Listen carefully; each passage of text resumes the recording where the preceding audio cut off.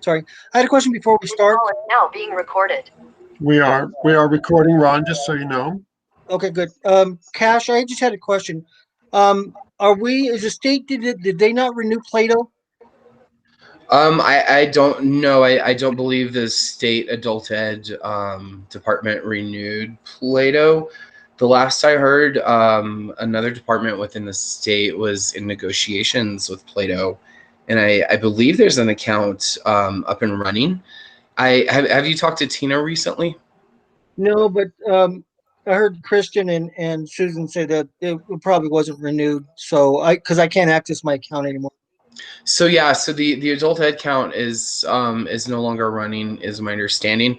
But I think there is another account. So I suggest you reach out to Tina Okay, regarding that. I do think there is still a way to get in though. Thank you.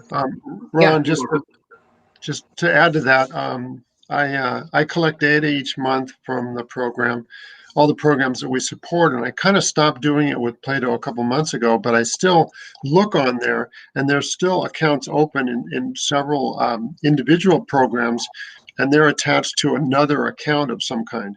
And if you wanted to shoot me an email later, I can look at your account and maybe see what's the status of your account if you'd like. Okay, I actually, Don, I had a student that said they were still working on Plato, but I couldn't access my account. They could access their account, so I don't know why that was. But interesting. I'll send you the email I sent to Cash, so I'll email you that later. Oh, okay. Thank you. So in our slow start here, this is where we are supposed to be starting with our Edready reports to inform instruction. I am Don Dutton, and Cash Clifton is my teammate here reporting, and we are going to talk about this reporting function in Edready. We're going to lean heavily on a webinar by NROC that is called Supporting Student Success with Edready Reports. The reason we're not just showing you that webinar is not because it's not good, but because it shows you how to do everything and exactly how to use all the details, but it doesn't necessarily get into what to do with the data. And we want to encourage you and focus on in this webinar what to do with the data, not just here's the data. And I just wanted to make a note about three things here in about that NROC webinar, and we encourage you to take a look at it. And it's really good and comprehensive and well done. But today we want to focus on how to use the data. So D Dutton at nmdelt.org and C Clifton at Clifton4 at nmdelt.org is how to reach me and how to reach Cash. We are the New Mexico Distance Learning Support Team. Our objectives today are that at the end of this webinar, you should be able to access Edready reports for classroom or for administrative uses. And we know that online data collection is necessary sometimes for attendance accounting, sometimes for other kinds of things. In addition to classroom improvement, sometimes that documentation is needed for administrative uses, and you should be able to access those for those reasons as well.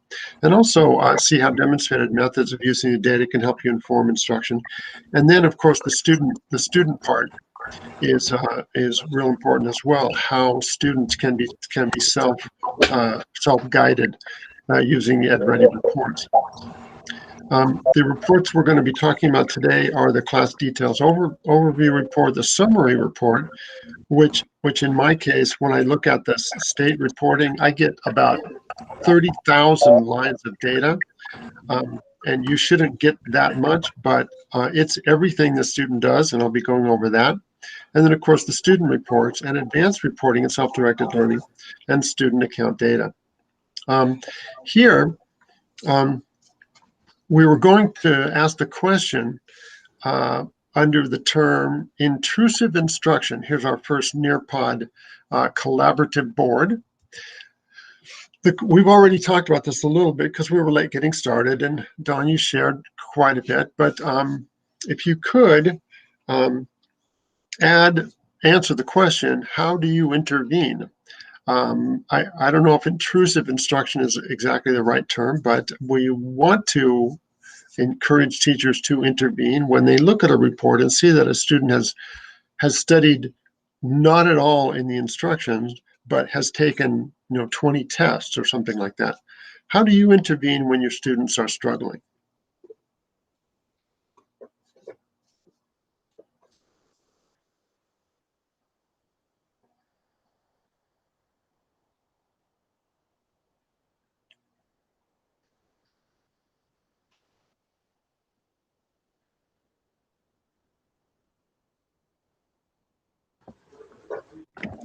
And if I just jump in, I apologize. We were having some technical delays, or some technical difficulties.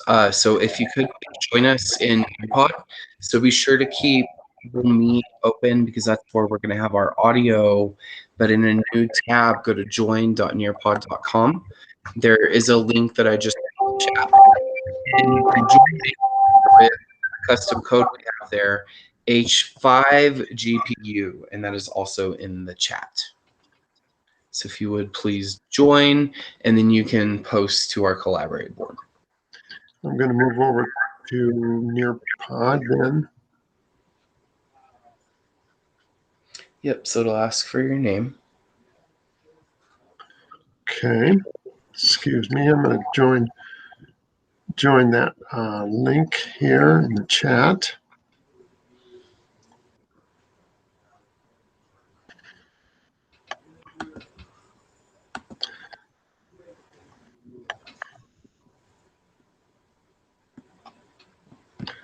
Well, let me see. We are recording here. So for sake of time and the smaller group, can I just hear from you verbally, Don and Ron? And we do have some more people with us, so welcome to those who joined us.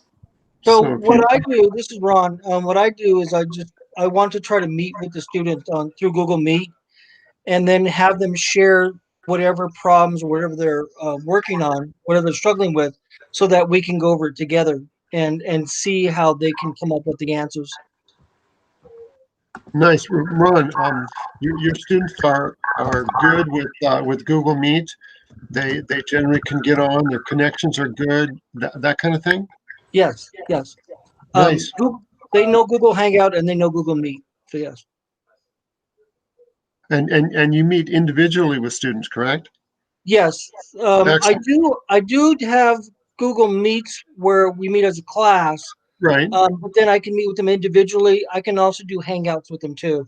So they send me Hangouts regularly, but I also do Google Meets also. I'm sure they love the individual instruction. That's fantastic. Yes. Dawn, I don't do Google Meet with my classroom. We do Zoom on mine. So that's why I'm here, so that I can learn about this Google Meet. I'm sorry, I didn't hear all of that.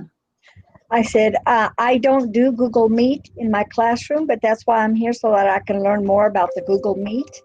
I just do the Zoom through my class. Okay, well, Google Meet's similar to Zoom, but do you then do you use Edready? No, basically I do that, and then some of my students have gotten into the Burlington English. I see. Okay. We're talking right now about how you intervene, how you instruct your students when they're struggling in some kind of way. Do you do individual Zoom calls with them? No, I usually do. It's just the classroom. I don't have very many like I used to have. Right. And let me ask you, since I've never done this, is this something that I should be doing, or should I go to the beginning, to the basics? I'm sorry, my little dog's here and he's snoring. It's not me. Should I go back to the basics, look at other videos before I join this webinar? I'm sorry, you are in our webinar right now in Google Meet, correct? Yes, I am. But what I'm saying is, should I go back to the basics? I'm sorry, I don't really understand your question. Okay, this collaborative board, the intrusive instruction, and this is to intervene the students that are struggling, but I've never actually used this before. So should I go back Yeah. to something to show me how to begin using it? Okay. So if I can jump in here, Please do. let's see, and I'm gonna jump on cam since you're on cam. Hello. So yeah, it sounds like you're interested in Google Meet, but you currently use Zoom. Right. Could you tell me a little bit about how you use Zoom? We use Zoom through when, of course, we haven't been having any classes. They all have their books, and we all work from the books, and then I have them answer. Like I pick on them just like I would be in class, and after they do their lesson or whatever, we do it individually as far as answering the questions. And if they have any questions about whatever we did, that's the time that they ask me. Okay. Okay. And so I heard that you're also interested in Google Meet. And you asked about something that kind of goes back to the basics. Right. And so I actually pulled something up for you that I think would be helpful. So I kind of saw that, but I didn't realize it was for me. Yes. Yeah, it's for you. So that's a link that would give you the basics on Google Meet if you're interested. And it's very, very similar to Zoom. Okay. Okay. And so we're using Google Meet for our webinar today, and so you can get a little bit of exposure to Google Meet just by being with us today. Our main topic we're going to be looking at is Edready, and I heard that you said you use textbooks, and so Edready can be kind of a cool electronic textbook alternative. Okay. Yeah, and so if you are interested in as you said, going back to the basics on Edready, I'd also be happy to share some links for that kind of stuff with you. Thank you. I appreciate it. Yes, thank you. Yeah. So what I heard is in terms of intrusive instruction, you call on students and you use Zoom and you do it very much like you would in a face-to-face classroom. Right. Is that right? Yes, Okay. that's correct. Fantastic. Thank you. Okay. Anybody else would anybody else like to share how you do intrusive instruction?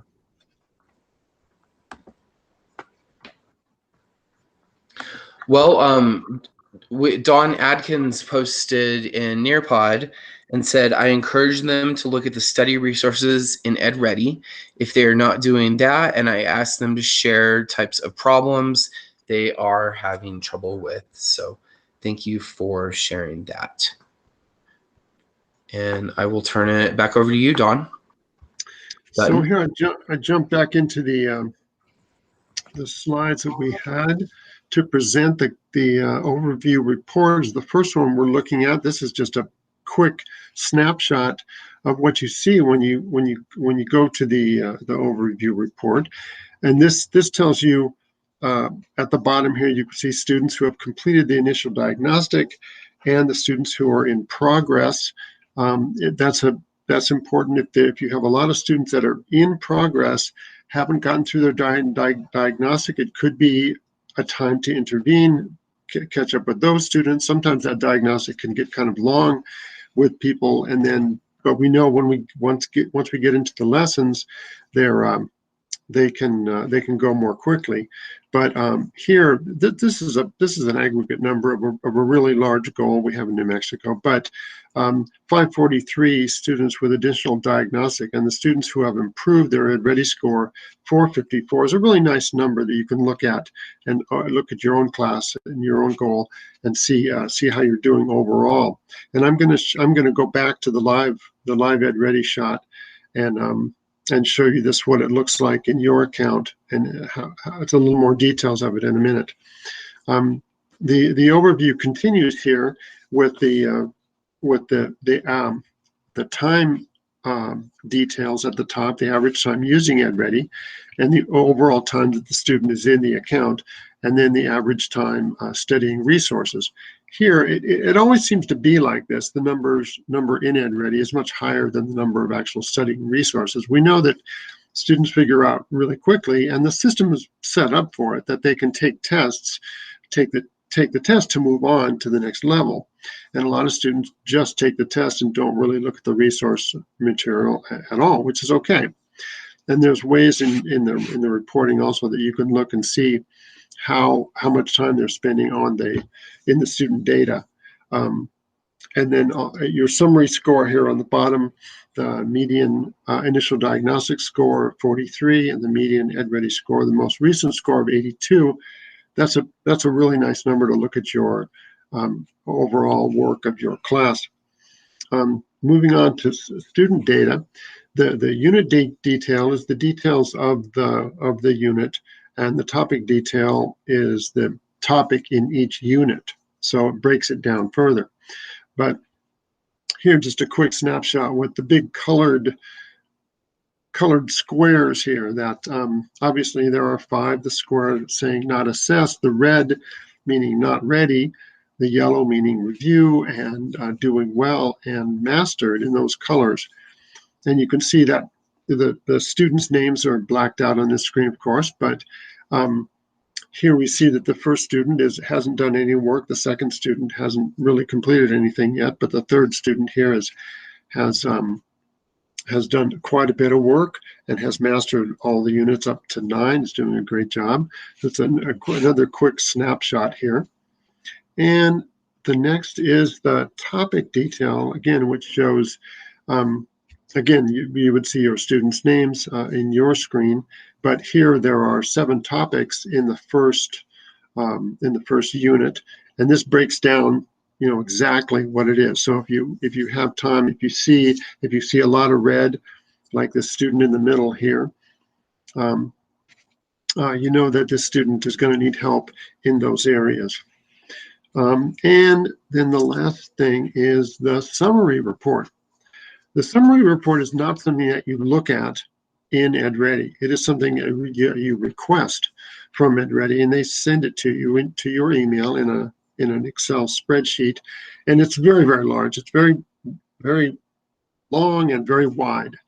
This is just a piece of it after I eliminated several rows, including the rows of names. But here you can look very quickly at everything that the student does. Every time they log on, what do they do? What do they go to? What are their initial diagnostic scores and most recent scores, and like that. So I'm going to jump out of here, and we're going to go back to the live Edready screen. And your screen may look a little bit differently than this. When we create accounts, we provide permissions for you to see what we think that you need to see, but you can adjust some of that also. But here, you can see that screen that I first mentioned, your overview with the number who completed and improved and average time, etc. And then student data. I want to show you what that looks like. Again, the unit detail. And again, we're just going to go right down here. And I wanted to show you this. If you come down here and you scroll over these numbers here, it tells you what unit the student is working in. It shows you the units right there. So you know that here in the unit 4, the geometry, this first student is needs some review. Now, to go on to more detail and look at the topic report, we see that again that shows the details. Now, right here, this is just the top picture of this report. I can scroll down and when you scroll down, you see your students' names, but they're all coded with the color here. And this is the first unit. You can come down here and go to whole numbers and click on whichever unit. There are 6 here or 7 in this goal. You can click on geometry or whatever and see how your students are doing. Then very quickly, let me see. I think the next detail we're talking about here is the student reporting. And that's kind of what that looks like. And I'm going to turn it over for student reports to Mr. Clifton.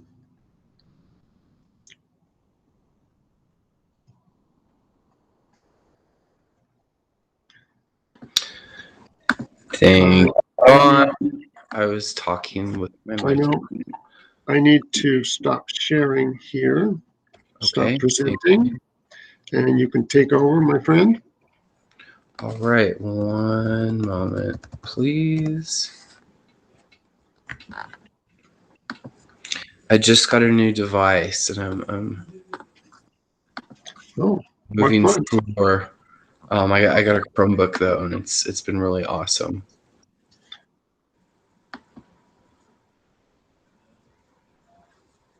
Oh no, it won't let me share. Well, that's wrong.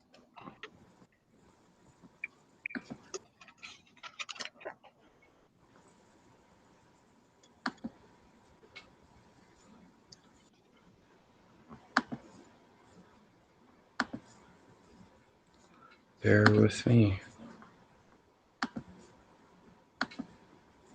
Murphy's Law has been reigning supreme today.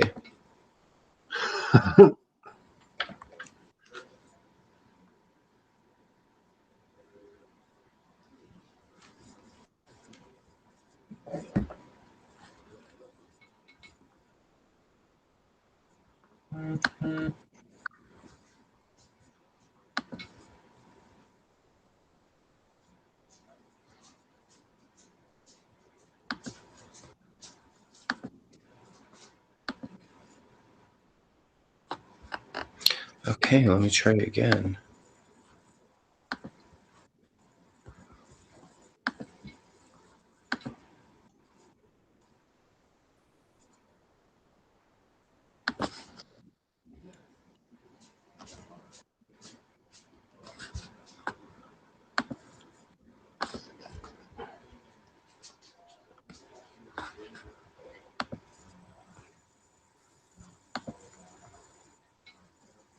Okay, well, apparently I'm going to figure out how to do this without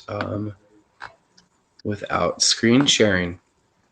Okay, so what I have is I have a couple of students, and I have kind of an example of a really good student and a really bad student. And so these students are both under Matt Edelin's name. And so one of the students is a student who just kind of flipped through the initial diagnostic and just hit pass, pass, pass a lot.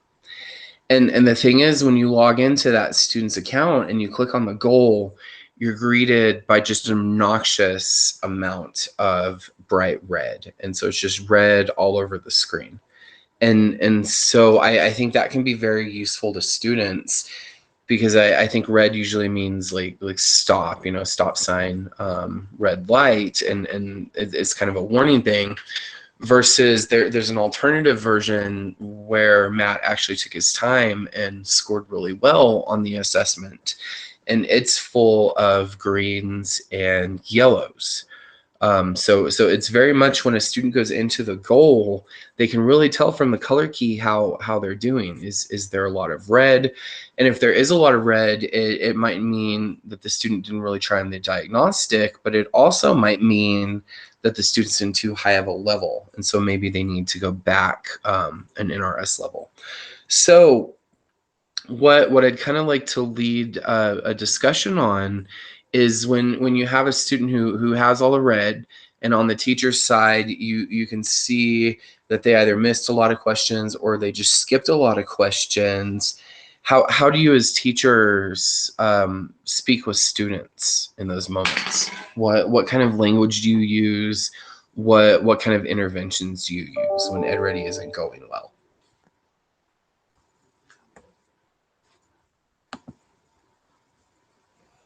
Well, what I try to use is I try to use other things like YouTube videos from Math Antics or Let's Do Math or mathisfun.com. So I give them other resources to look at besides Edready. Um, and I might also have some problems that we can go over, but I want them to use other resources if Edready's not working for them. Fantastic. And Ron, I was trying to write this into the chat. So I got Math is Fun and Math Antics, and was there one other you said you like? Yeah, mathisfun.com is a website they can go to. Math Antics and Let's Do Math. Let's Do Math. Okay. Boy, Math Antics has been popular with my math students as well, especially lower level. Like that program a lot.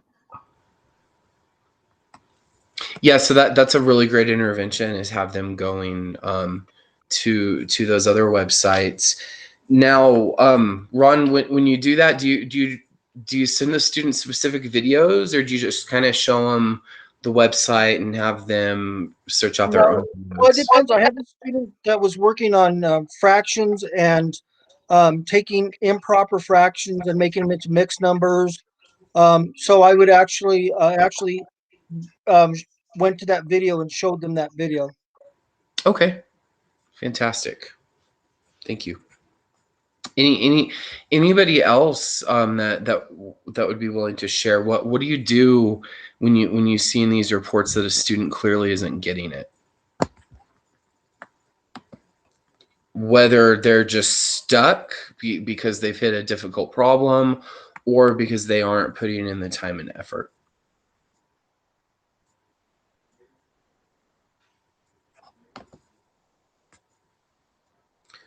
Well, I will share some of what I do. I tend to be very direct with my students, and I tend to try to be kind of a straight shooter.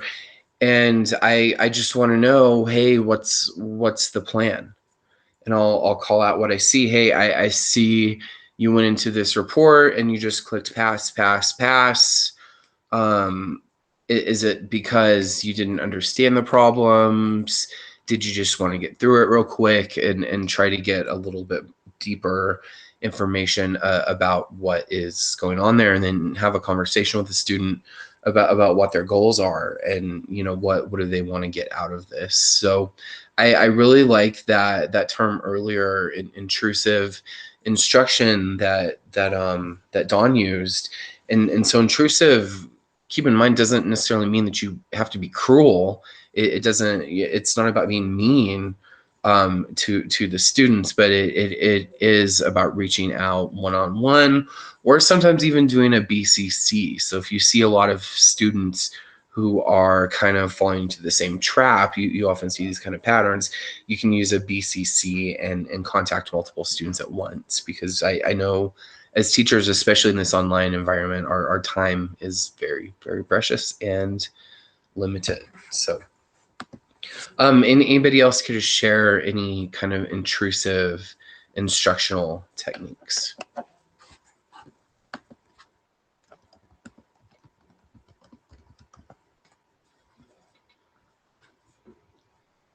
Okay. I would like to direct you to the NMDELT website. We do have an Edready page. So let me put this link in the chat here.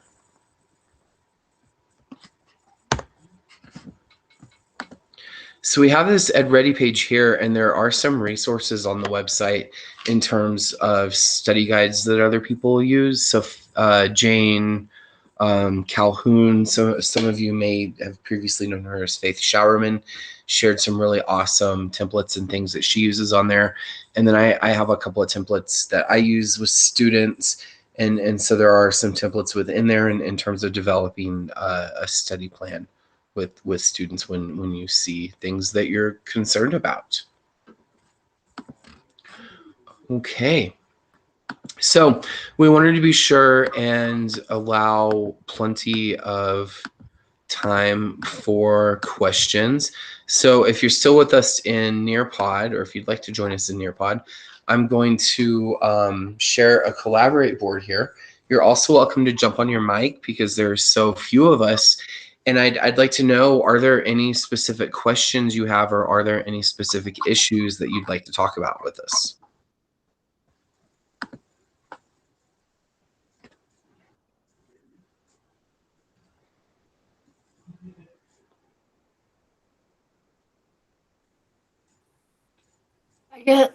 I guess so I'm teaching in the ACE program, and it really, I feel like the progress of those students, it's just, they are required to do some things, but they are also really sort of limited by their motivation in a way.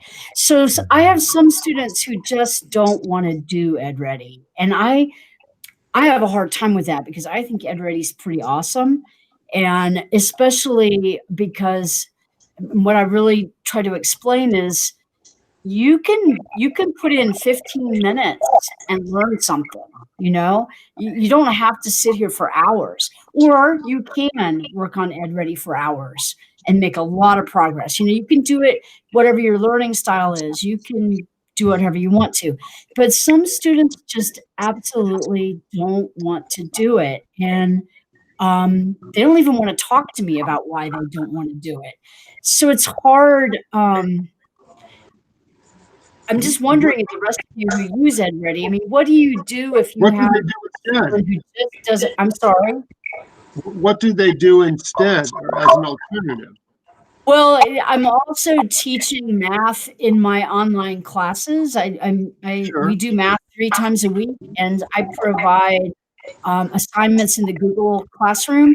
Sure. So they have the Khan Academy videos and worksheets, Nearpod, independent study Nearpod lessons and things like that. And so usually doing that, and actually a lot of those students, I think, who don't want to do Edready, they have not advanced very far in math. Okay. They're struggling with decimals and long division, and fractions are really scary. And so they need a lot. I feel like they do need the class time. They need a little bit of hand holding, a little bit of, just helping them out a lot. But that's not all of them. Some of them have higher math skills, and they just don't like Edready. They tell me it's boring. They can't stand the videos. The videos are so slow. They can't stand them. It's repetitious. I mean, just all kinds of excuses like that. And or reasons, maybe not excuses. I should be careful how I phrase that. I mean, because everybody's different. I get that. We all like some things and don't like other things. But anyway, I do find it frustrating because I think Edready is such a nice package. And if people are able to start and work all the way through it, it really does cover almost everything they need to do well on the high set or the GED. And so I just don't know how to reach I think the videos are so good. I know. I love Edready, but I don't really. I just feel like the ones who don't use Edready do not progress very well. I don't know. I don't have an answer for you, Don, but it seems like you're providing an alternative for them, and that's important. And if somebody doesn't like something, it's kind of hard to get them to make them like it. Not sure about that. Well, and are you really going to make students like math? Yeah,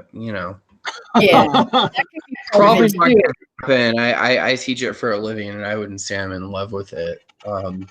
So I mean, I guess the cynic within me, my initial reaction is, well, yeah, math is kind of boring sometimes, but I also hear in there that students are customized to being passive learners, and I don't know, maybe our school system kind of conditions students where it's this idea of, the teacher just opens up your head and dumps in knowledge and then puts your head back in, Whereas as things like Edready require students to be really active learners, and to take responsibility for their learning, and to monitor their progress, but also students need to have the skills to ask for help, and to ask for resources, and engage in those resources. And then it goes even deeper still in terms of persistence, and what does a student do when they get something wrong. And so I hear there, that's a very important, powerful question you asked. And I really hope you'll consider attending the next coaching course that we're going to offer adult ed instructors. And my last conversation with Tina, I think we'll be offering it again this summer. And so that's a multiple week in depth course where we try to answer those questions.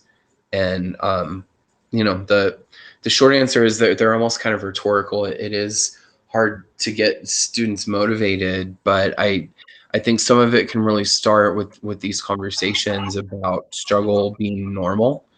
It doesn't necessarily mean that there's something wrong with the student. I share with my students every year an article about imposter syndrome, and so many students come back and say, this this really, that they really identify with it, that it really speaks to them, this idea that they don't really belong, and that they're just kind of faking it. And that's a good opportunity to say, well look, struggle is normal, and it's just it's just part of the process. So I want to share that. I also encourage you to check out what's called the WISE feedback model. In New Mexico, we teach and we serve students who face just all kinds of barriers in terms of, infrastructure and poverty. And we talk about this stuff all the time. And I probably sound like a broken record on it, but it's such important stuff. But the WISE feedback model, from what I've seen, really seems to be the evidence-based method to try to address some of these things.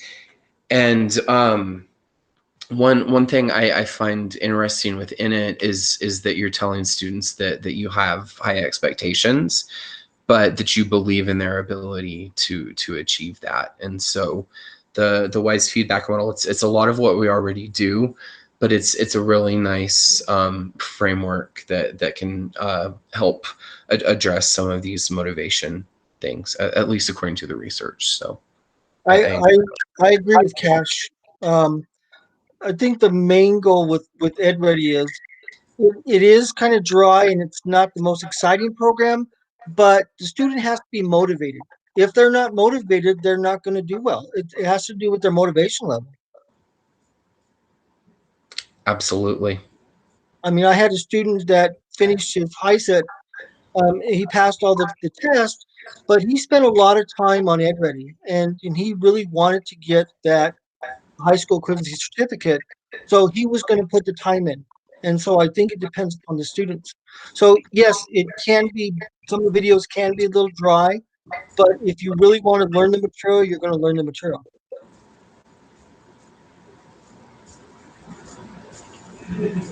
Yeah. Well said. Well said. So I wonder if it's not so much a discussion of Edready, because it sounds like we know how to use Edready, and we know Edready is a good tool when students get in there and use it. I'm hearing that the discussion is more about how do we get students to log into Edready and work and use the resources that are available to them. Yeah. Well, I mean, this week I mean, every weekend I go in and I look at my reports, and I was so dismayed, I guess, that last week only I think 4 students who I really see as being highly motivated, they were the only ones that had logged into Edready at all. 2 of them are just zipping away. They're really making great progress. So on my first class this week on Tuesday, I talked to everyone about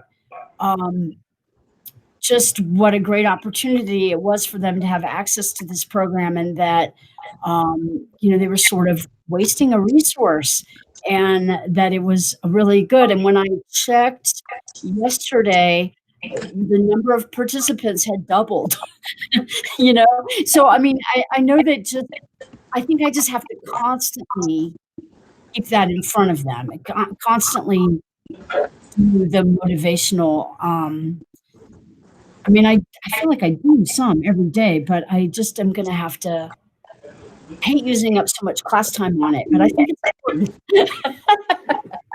I'm such an academic. I really think it's more important to learn math, but if you're not ready to learn math, I guess you gotta learn why you need to learn math and work on that. Yeah, Anyway, sometimes you have you to all meet the student where they're at. Right, right. And I don't mind doing that at all, as long as it's moving them forward. I don't want to meet them where they are and just sit down with them. I want to keep going. So, yeah. Well, thank you. I've taken notes. I'm quoting you guys. So thank you for all your words of advice there. And so some of the advice I gave is not my own. It's based on research. And so the WISE feedback model that I recommend, I put a link to a really brief article from Stanford in the chat there. Thank you. Yeah, and then there are additional links within there if you want to know more about it. But it's pretty cool in terms of getting students, the student populations we're talking about, motivated. It's a pretty cool system. Nice. Okay, and any other questions, comments, or thoughts in our last few minutes?